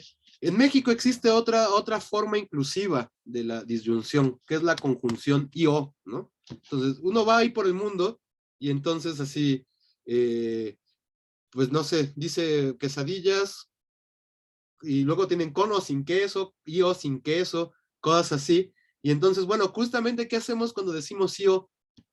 Pues lo que estamos diciendo es que podemos o elegir una, así es como muy lógico esto, ¿no? La gente de verdad que funciona así. Podemos elegir una o sumarlas. Y entonces esa idea de elegir una o sumarlas es lo que está de fondo en la idea de la disyunción inclusiva, que podemos elegir una o podemos sumarlas. Y entonces lo que hace la gente por el mundo es ser mucho más específico y mucho más claro respecto de cómo tenemos que interpretar estas cosas, ¿no? Es como hamburguesa con hamburguesa, papas y o refresco, ¿no? Papas y o, esto sobre todo en los puestos de comida, esto es muy claro, ¿no? Es donde creo que más usos tiene el y o. Y entonces claramente ante una cosa como hamburguesas, papas y o refresco, es que uno puede elegir las dos opciones y entonces pues uno va a comer esos lugares donde uno puede elegir justamente las dos cosas y no solo una, ¿no? Colin, sí. Como en la prepa 5 hay un puesto de burrito que dice, burritos, hamburguesas, y después dice frijoles y o papas. ¿Le puedes poner las papas y frijoles? Ajá. Ah, no, es que, perdón, yo también fui a Prepa 5 y yo creo que Prepa 5 desde entonces es un paraíso gastronómico y qué bueno saber que todavía lo sigue siendo.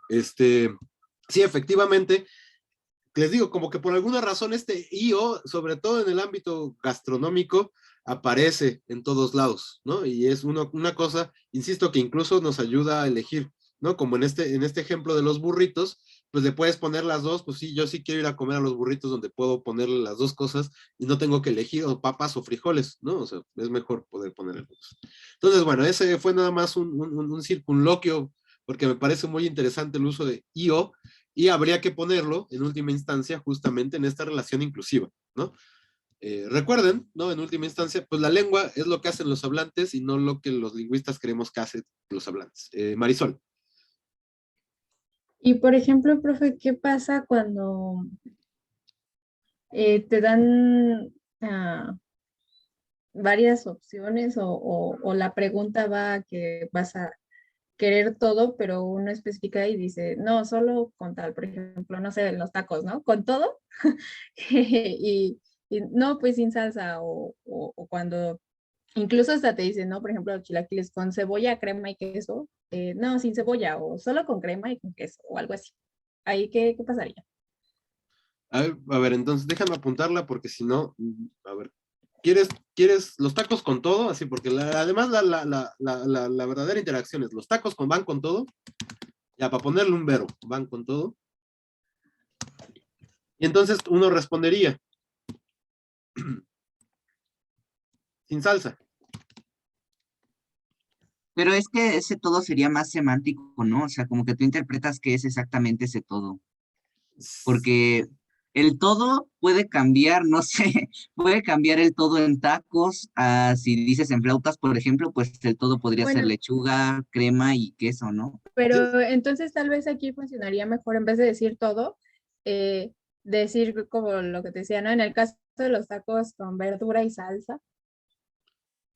Ajá, pero, a ver, más allá de la pregunta filosófica que supone qué es todo, ¿no? O sea, porque uno va a los tacos, le dicen, van con todos los tacos, y entonces inmediatamente el otro pregunta, ¿qué es todo? Bueno, o sea, ya concretamente en el contexto, uno sabe que pues, puede ser que le están ofreciendo eso que llaman verdura en los tacos, que en realidad es cebolla y cilantro, ¿no? Eso no es verdura.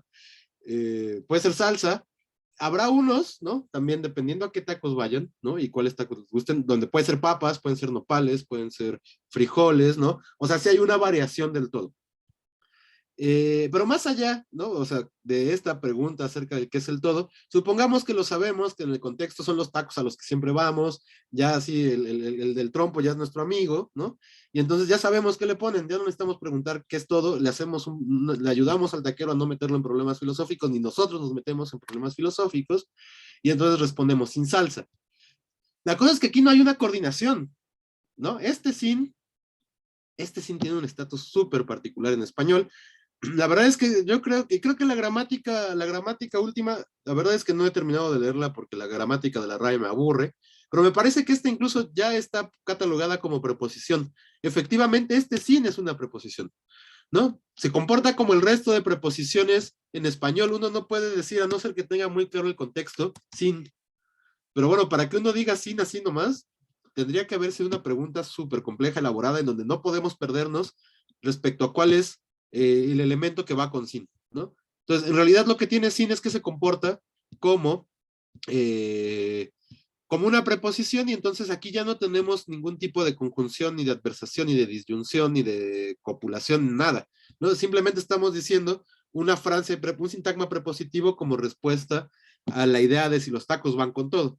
Entonces, digamos, o sea, mientras que en términos semánticos, como ya se había apuntado, pues hay un problema con este todo, ¿no? Que es un todo circunscrito al contexto, y uno tiene que ser muy consciente de qué es lo que en ese puesto de tacos en específico le ponen para poder discriminar qué quiere y qué no quiere, perdón, en términos de la coordinación, pues no, aquí no, lo que no tenemos es un caso de coordinación, no nos están dando a elegir opciones, más bien nosotros ya estamos descartando desde un principio las cosas que no queremos, y entonces pues en realidad, digamos, por lo menos en términos formales, lingüísticos, estamos ante otro fenómeno.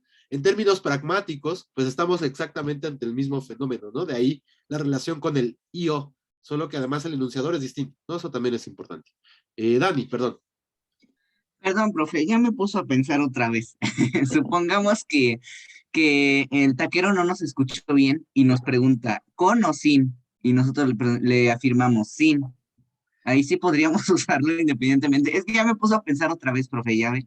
No, que está bueno porque además otra vez me están rebatiendo mis ejemplos. Efectivamente, hay contextos en los que puede pasar lo que dice Dani, ¿no? ¿Los tacos van con todo?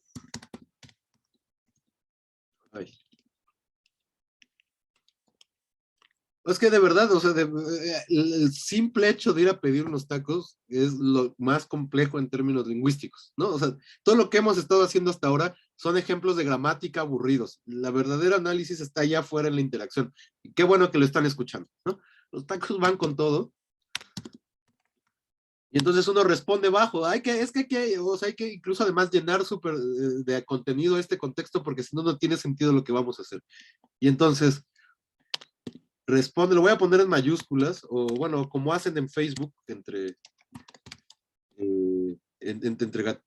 esta cosa, asterisco, responde bajo, sin salsa.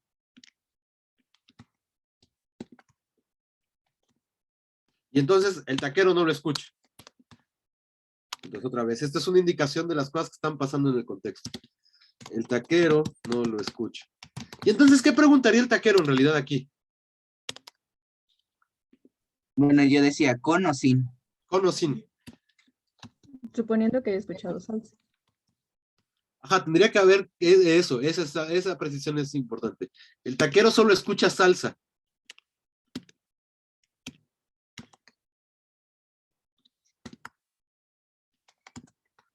Sí, esa precisión es la importante. Gracias.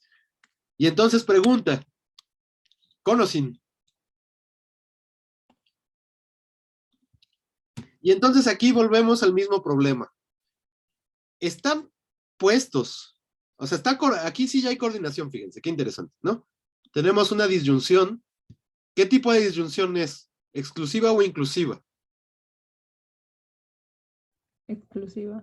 Es exclusiva aquí por el conocimiento que tenemos del mundo, que en el fondo es lo que está puesto de relieve en esta serie de explicaciones. pues estamos eligiendo, sabemos que no, o sea, a no ser que uno corte el taco a la mitad y la mitad vaya con salsa y la mitad sin salsa, cosa que se puede, ¿no? Es como verde o roja, no de ambas. Eso sería inclusivo, ¿no? Pero bueno, suponiendo que es una persona a la que de verdad no le gusta la salsa, entonces de verdad quiere decir que sin salsa, y eso excluye a la posibilidad de con. Entonces, de todos modos, aquí tenemos un problema gramatical. La propuesta, que otra vez sería la que defendía Marisol hace rato, es que, y la que de alguna manera terminaremos aceptando con algunas restricciones en realidad, es que, pues aquí tenemos un núcleo vacío que no podemos identificar. ¿Qué núcleo está ahí?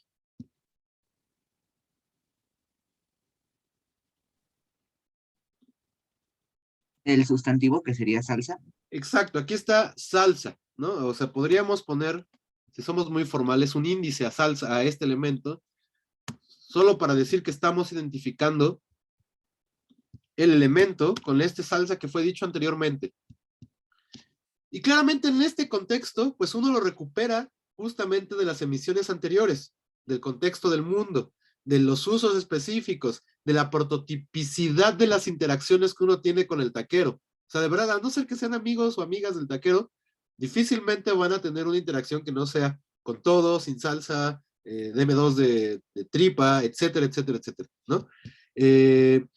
Entonces, pues digamos, como dentro de eso, o sea, digamos, la respuesta funcional es decir, pues tenemos generalmente un con y un sin que prototípicamente son preposiciones, pero en los contextos adecuados, informativos, suficientes de las interacciones humanas, va a haber ocasiones en las que no van a expresarse como preposiciones prototípicas. Es decir, que no van a tener a su sintagma nominal ahí y no nos importa porque ese sintagma nominal está en el contexto. La respuesta más formal sería, no está expresado, pero existe este núcleo vacío que efectivamente puedo recuperar en el contexto de tal manera que esta estructura tiene de todos modos un núcleo, solo que es un núcleo que no está expresado fonológicamente, es decir, que no existe ahí cuando se pronuncia. Y entonces, pues digamos, o sea, en realidad la respuesta se parece, aunque son muy distintas, ¿no? No tendríamos unos problemas con aceptar que pueda haber un con y un sin en donde en contextos adecuados simplemente aparezca con y sin, porque pues ya, o sea, la interacción nos está diciendo absolutamente todo lo demás, o habrá esta respuesta en que digan, bueno, sí puede aparecer con o sin, pero estructuralmente tiene un núcleo vacío, ¿no? Entonces, digamos, son muy parecidas, son en realidad muy distintas en el fondo, pero sí van a ser condiciones particulares en las que puede pasar eso. Ahora, otra vez, lo interesante aquí es que estamos, de nuevo, haciendo una coordinación, bueno, no es lo interesante, es que es el tema de la clase, ¿verdad? Pero sí también es interesante. Estamos haciendo una coordinación disyuntiva exclusiva, ¿no? Justamente porque nuestro conocimiento de mundo nos está diciendo que que si uno le elige poner algo, pues ya eligió ponerle, ya no va a ser sin.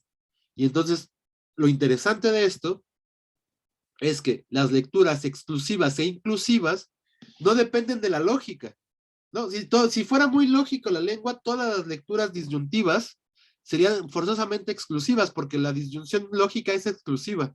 Uno solo puede, cuando hace una disyunción, por lo menos en los lenguajes formales, solo puede elegir A o B.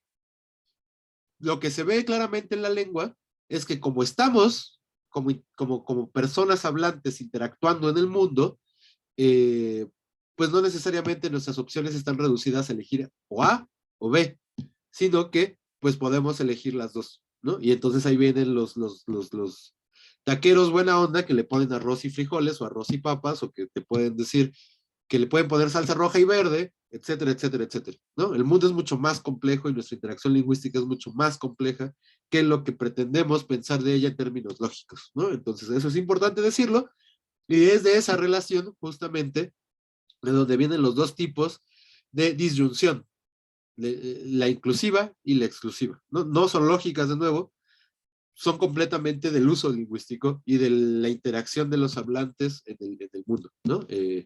Pero bueno, y qué bueno que ya están hablando de tacos en el chat, a mí ya hasta se me antojaron, no se crean, pero bueno, porque yo incluso siempre digo que ya voy a dejar de comer carne por 20,000 razones, pero con los tacos siempre caigo, ¿no? Ahí es mi perdición. Marisol, perdón. Sí, por dos. Ahorita se me acaba de ocurrir otro ejemplo similar, pero ya quitando el todo, nada más que con los elotes. O sea, sí. que te dice del que pica o del que no pica, y tú, no, sin chile. Entonces No, bueno, ahí, digamos, él ya está dando por hecho que quieres con chile, ¿no? Pero por eso te pregunta si del que pica o del que no pica, pero pues uno le dice, no, sin chile. Es no, y que 9 de en cada términos 10 sí nos sociológicos, piden cosas con chile en este país, Marisol. ¿cómo, Dani? Por Perdón. eso, es que le digo que 9 de cada 10 personas en este país piden las cosas con chile, por eso ya dan por hecho y te preguntan que si quieres chile, del que pica o del que Hasta no te pica. ven raro, ¿no? Exacto. No, bueno, pero ahí ya, si metiéndonos en cosas que no tienen nada que ver con la lengua, ¿no? O bueno, quizás sí. O sea, de entrada, ¿qué extrañeza que hay un chile del que no pica? O sea, porque uno presupone que todo chile pica. Entonces, por supuesto, en realidad, cuando dicen que no pica, es el que pica menos. O sea, fíjense cómo es una estrategia lingüística muy particular para decir que estamos cuantificando el nivel de picor. Y entonces eso presupone también que debe haber una norma de picor. Por supuesto que cambia, ¿no? Esa norma relativa del picor va cambiando a donde van, ¿no? Yo tuve la mala suerte, por la historicidad de mi familia, de que en algún momento viví en un lugar donde sí había salsa muy picosa, o sea, esa era buena suerte, y luego mis padres, y yo todavía con ellos, nos mudamos a un lugar muy fresa en donde la salsa no pica. Y eso de verdad que es una tristeza, porque ni sabe, o sea, es verdad que echarle 20,000 litros de salsa a una cosa, pues le apaga el sabor, pero pues la verdad es que la salsa es muy, bueno, yo sé que esto no necesariamente es una afirmación que todo el mundo estará de acuerdo, pero la salsa es muy deliciosa, ¿no? Lo que es muy particular además de la salsa es que sí aporta un sabor y de ahí que haya 20,000 tipos de salsa distintos, o sea, y toda una cultura ahí al respecto. Curiosamente, ya así, ya divagando completamente, hay un libro ahí en el Fondo de Cultura Económica que se llama Capsicum y Cultura, ¿no? Está bueno, justamente Capsicum es el nombre científico del chile, entonces la relación cultural que hay en México respecto de nosotros como entes y nuestro gusto por el chile, ¿no? Bueno, entonces los elotes presuponen y la salsa el chile que pica y el que no pica presupone en realidad esta normalización del picor que podemos hacer. No sé, alguien podrá seguramente hacer un estudio químico al respecto para saber qué es lo que hace que pique el chile que pique y que no pique el chile que no pique, pero en última instancia, o sea, lo que sí hay que decir es por qué le ponen chile y mayonesa al elote, jóvenes. O sea, de verdad que eso sí es una cosa que personalmente me parece muy aberrante, pero bueno, ahora sí, cada quien comerá el elote como le guste, pero... Ah, miren, sí, como dice Dani, el Tajín hasta tiene escala de fueguito. Y si van luego a comidas como la hindú, ¿no? Si han llegado a comer comida hindú, pues también tienen muy, muy, muy bien marcado con escalas qué tan picosa va a ser, porque, o sea, nosotros creemos que comemos muy picoso, pero no, manchen, de verdad, la comida, hay partes de la comida asiática que es 20,000 veces más picosa que la mexicana, aunque es igual, o sea, justamente el picor la hace igual de buena, ¿no? Pero bueno, ya no nos metamos más en problemas gastronómicos. Hasta ahora con la coordinación copulativa y disyuntiva, ¿hay alguna duda? No. Salvador, sí. Bueno, no sé si entra como en copulación o disyunción, pero ¿se puede hacer coordinación de oraciones subordinadas? En teoría sí, no tendría por qué haber problema. A ver, intenta darnos un ejemplo a ver qué pasa. Yo le iba a preguntar a usted si me podía dar un ejemplo, porque no se me ocurre a mí nada. A ver, yo pienso. Uno es que luego también hacen así, vienen las preguntas y a mí como que se me apaga la cabeza y ya dejo de producir oraciones. Entonces luego tengo que ponerme a pensar. Pero a ver, no tendría que haber problema. A ver, ¿te gusta? No, dices que no viniste y que no eh, y que no trajiste la tarea. No sé si tengan sentido, no importa. Justamente aquí pues tenemos dos oraciones subordinadas completivas, o sea, justamente oraciones subordinadas sustantivas en posición de objeto directo, cada una de las cuales está introducida por su propio qué, ¿no? Fíjense esto, la pregunta de Salvador nos lleva también, ahora que podemos decir, sí podemos coordinar oraciones subordinadas, nos lleva a ver de nuevo la diferencia entre la coordinación y la subordinación. mientras que cada una de las oraciones subordinadas requiere su qué para indicar que está subordinada.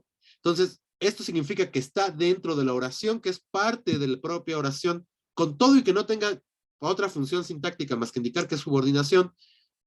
Cuando son oraciones sustantivas, ya vimos que las adjetivas, bueno, las relativas son un conflicto, pero pensando en estas sustantivas, pues cada una tiene su qué, indicando que justamente esto les está dando su estatus sintáctico particular, y el i, pues otra vez está fuera de las oraciones, simplemente está uniendo estos dos términos, estos dos elementos, que bueno, son actos locutivos porque nuestro verbo es dices, ¿no? Entonces, efectivamente, Salvador, se pueden coordinar oraciones subordinadas, y coordinar oraciones subordinadas nos permite ver la estructura y la diferencia entre la conjunción subordinante que y la conjunción coordinante y.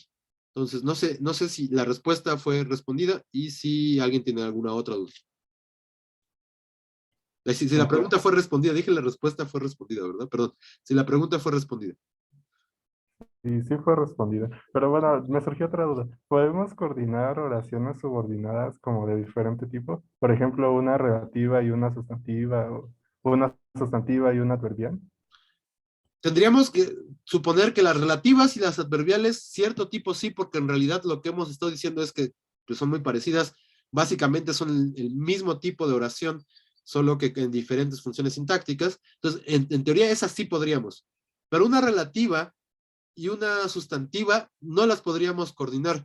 La pregunta es, ¿por qué creen que no podríamos coordinarlas?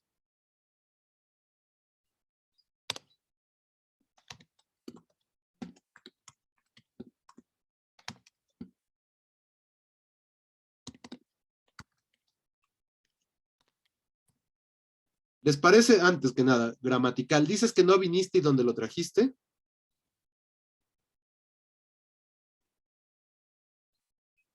No. Sí, bueno, para mí sí bastante.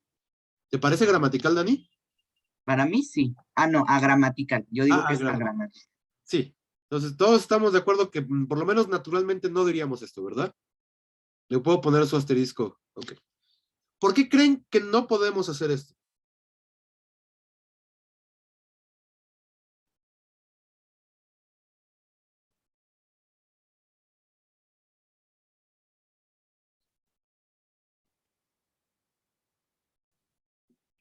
Porque son dos tipos de oraciones que se brindan en contextos diferentes.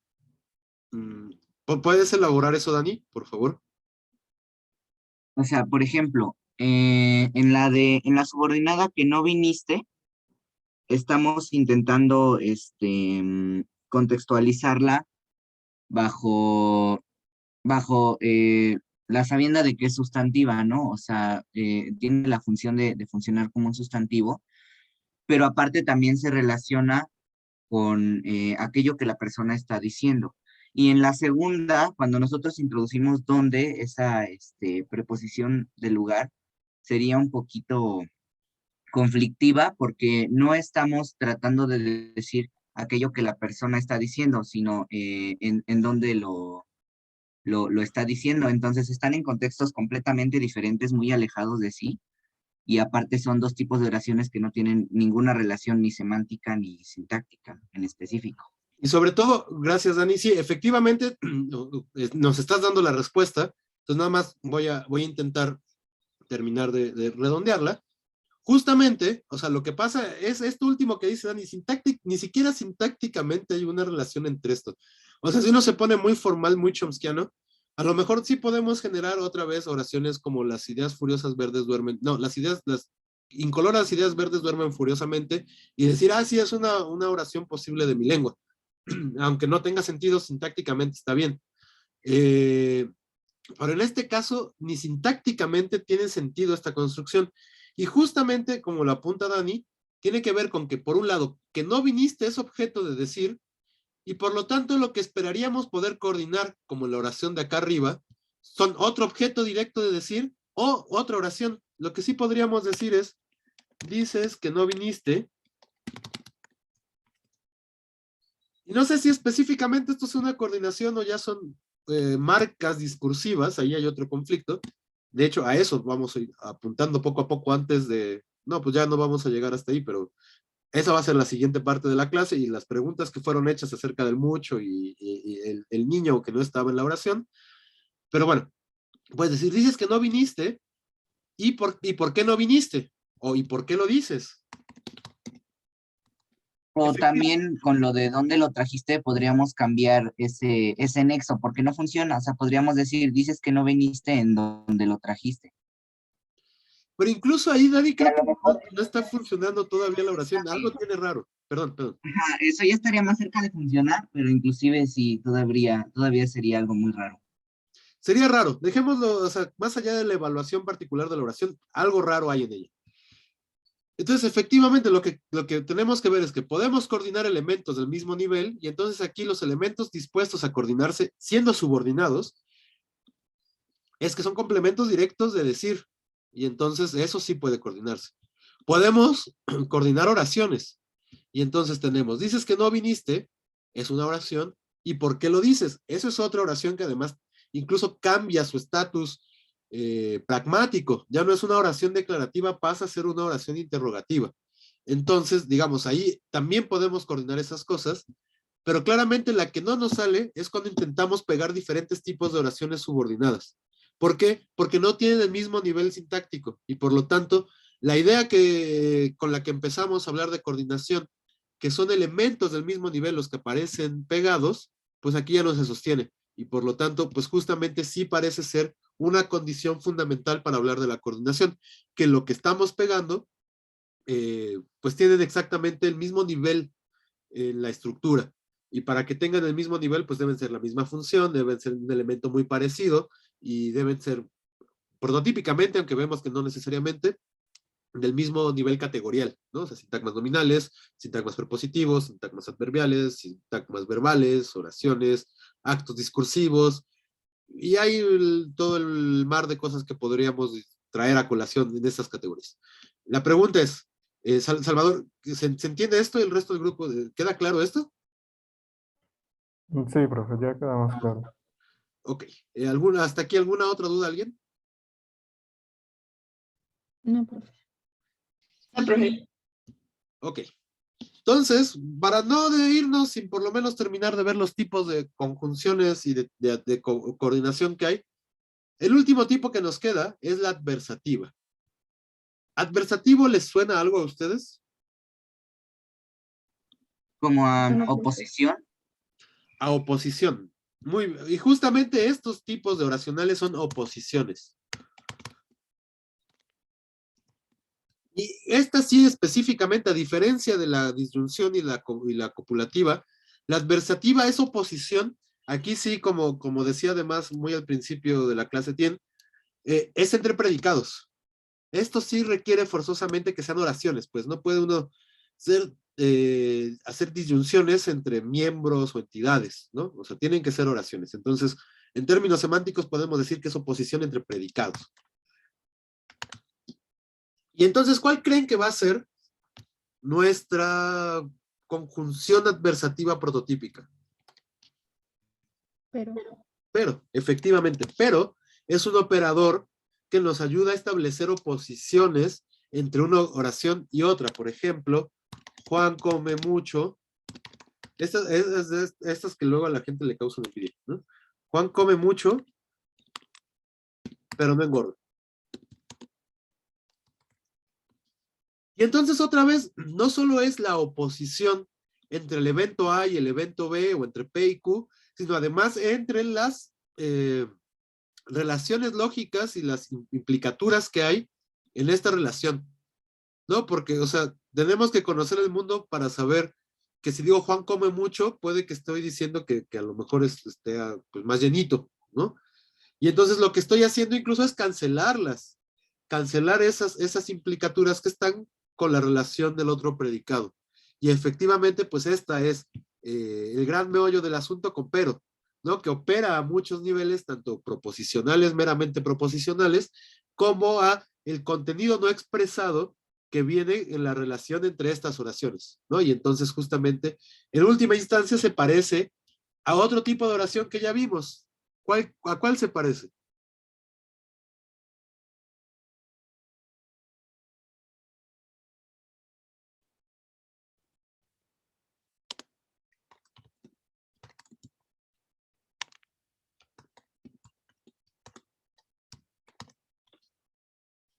¿Qué tipo de oración es esta de acá? Concesiva. Es una concesiva. Fíjense cómo las adversativas tienen una relación con las concesivas. Y ya habíamos dicho que las concesivas había que pensarlas incluso en términos más bien de coordinación lógica. Y eso nos arrastra junto a las adversativas, junto a las concesivas, a las condicionales. En realidad, esto es un conflicto en términos lingüísticos, en nuestras categorías, porque mientras que a unas las categorizamos como oraciones subordinadas y encima decimos, y son adverbiales, quién sabe por qué, a estas las categorizamos como coordinantes, y decimos que pero más bien es una conjunción coordinante adversativa, pero se parecen mucho en muchos términos. Entonces, probablemente habría que pensar en las concesivas y en las concesivas y en las condicionales, en realidad como oraciones coordinadas. Pero bueno, eso es una discusión otra vez que no vamos a poder resolver acá. Solo vean que se parecen mucho, que se comportan muy parecido, que juntan elementos que parecen tener el mismo nivel sintáctico. Quizás en las otras hay un poquito más de dependencia. Pero en última instancia también tiene dependencia entre una y otra cosa. No puede uno... Mientras que no engordar y comer mucho son elementos distintos, la relación entre ellos y la particularidad de sentido que hay solo puede aparecer con la presencia de pero. Y por lo tanto, pues se parece mucho a las otras, ¿no? Solo quiero que se vea que tiene cierta similitud. Y entonces, además la similitud está en términos semánticos. Este también actúa como una contraexpectativa, de la misma manera que aunque. Y entonces, pues vean cómo con estos elementos, cuando uno expresa, Juan come mucho, pero no engorda, también estoy diciendo mucho de mí, ¿no? De las cosas que yo sé del mundo, de las cosas que yo asumo que son verdad, de las cosas que a mí me interesa poner de manifiesto, y de ahí que esto que decía como, bueno, uno dice esto y luego viene como la sensación de envidia, ¿no? Así como yo quisiera comer como Juan y no engordar, justamente porque pues yo sé que mi propia experiencia en el mundo, la relación entre A y B es obligatoria, y entonces tengo que cancelarla a través del pero, ¿no? Eso es justamente lo que está haciendo el pero, y entonces esta va a ser, pues, nuestro prototipo de conjunción adversativa. Pero tenemos otra. ¿Cuál otra creen que tenemos?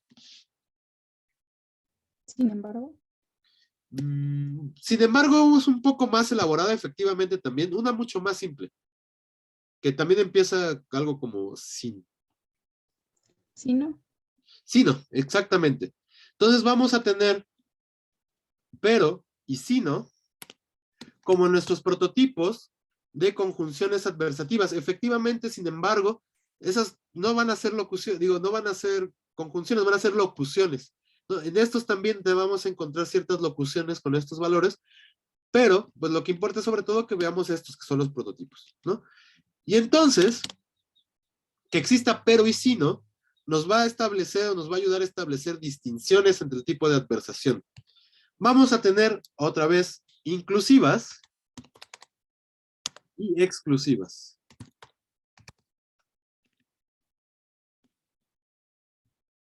¿Cuál creen entre sino y pero que es el inclusivo y cuál el exclusivo? No, perdón. Esto no es inclusivo, es restrictivo. Yo me fui con la finta.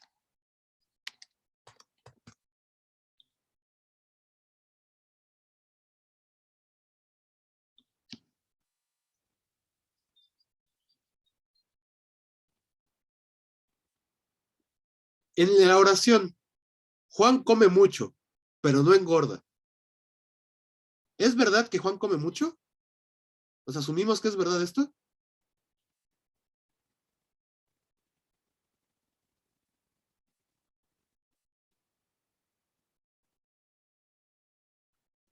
Yo diría que sí. Sí, no, efectivamente estamos asumiendo, no tiene sentido la oración, de hecho. Estamos asumiendo que es verdad que Juan come mucho. ¿Y es verdad que no engorda en esta situación? Sí, es verdad que no engorda. De ahí viene además como el coraje, ¿no? Así de, yo quiero comer como Juan. Estos casos, en donde los dos miembros del coordinados son verdaderos, son los restrictivos. O sea, lo único que estamos haciendo es restringir la particularidad sobre la cual estamos queriendo hacer énfasis nosotros. Por eso también que yo me fuera con la finta y quisiera ponerle inclusivo. O sea, efectivamente, no se restringe, pero no se excluyen las posibilidades. Ambos miembros de la oración son ambos miembros coordinados son verdaderos.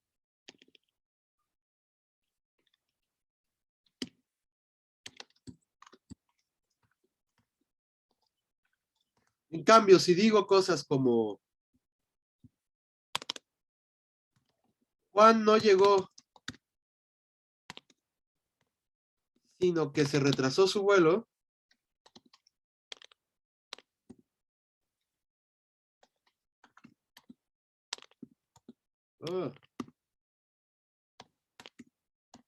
su vuelo, es verdad, o sea, ¿es verdad que Juan llegó?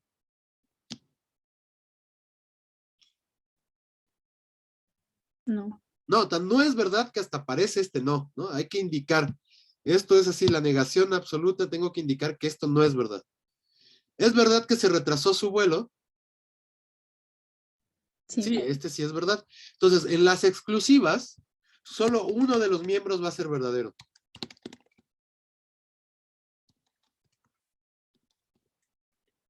Por lo tanto, está excluido la verdad, la posibilidad del otro miembro de la coordinación. Esto es lo que hace particular a estas oraciones exclusivas adversativas. Y entonces, justo, las adversativas exclusivas van a estar indicadas por sí, ¿no? Y las restrictivas van a estar indicadas por pero, ¿no? Otra vez lo que hace pero es restringir el nivel de aplicación, digamos, por eso se llaman restrictivas. Y lo que hacen las restrictivas, en última instancia, es que los miembros coordinados, ambos son verdaderos, ¿no? A no ser que se diga otra cosa como que no, pero incluso asumiendo eso, lo que está al interior, pues uno puede pensar que sí es verdad, ¿no? Entonces, bueno, estas van a ser las particularidades con las adversativas. ¿Hasta aquí alguna duda? No, profe.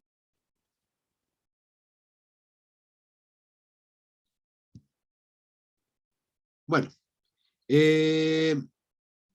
pues bueno, vamos a dejarlo por aquí. Vamos a retomar la próxima clase las dos preguntas justo que se hicieron acerca de los núcleos vacíos y hablar un poco de esta idea acerca de la elisión que está en todos lados en la coordinación. Entonces, bueno, por lo menos para tocarlo un poco lo hablaremos la próxima clase.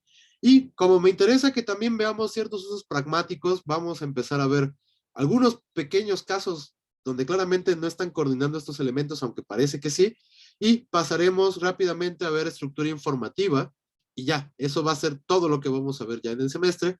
Entonces, pues si tienen dudas o quejas o sugerencias o todo, pues vayan juntándolas y expresándolas, ¿no? Y recuerden, el 7 es nuestro examen, la semana que viene les voy a subir quiénes van a ser los equipos, y pues váyanse preparando, no va a ser un examen largo, pero bueno, yo creo que las 2 horas sí las vamos a ocupar, ¿no?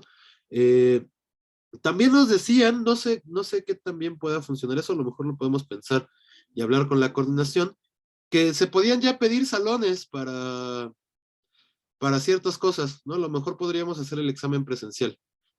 Vayan pensando, a lo mejor no todo el mundo está aquí en la ciudad, no están obligados ni obligadas en realidad, dado que todo ha sido por Zoom. Entonces, pues si quieren, vayan pensando la posibilidad de que hagamos el examen presencialmente. Yo también tengo que preguntar bien si se puede. Y en dado caso, pues nos estaríamos viendo el 7 de junio, ¿no? Y si no, pues será por Zoom. Entonces, bueno, no sé si hasta aquí hay alguna otra duda. Bueno, dice tienen que por Zoom. En realidad eso sí tiene que ser consenso, si no, no va a funcionar, ¿no? Entonces, bueno, pues ya, dijeron muchos que por Zoom. Sí, porque es más fácil ahí que se estén mandando mensajes, ¿verdad? Bueno, no importa.